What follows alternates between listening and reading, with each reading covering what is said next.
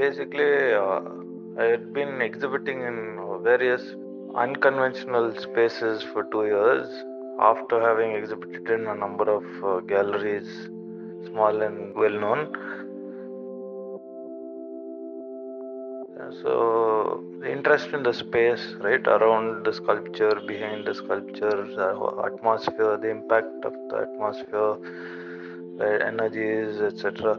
Not satisfied anywhere, so I wanted to create my own space, sort of inside outside, light and air and energy and nature, and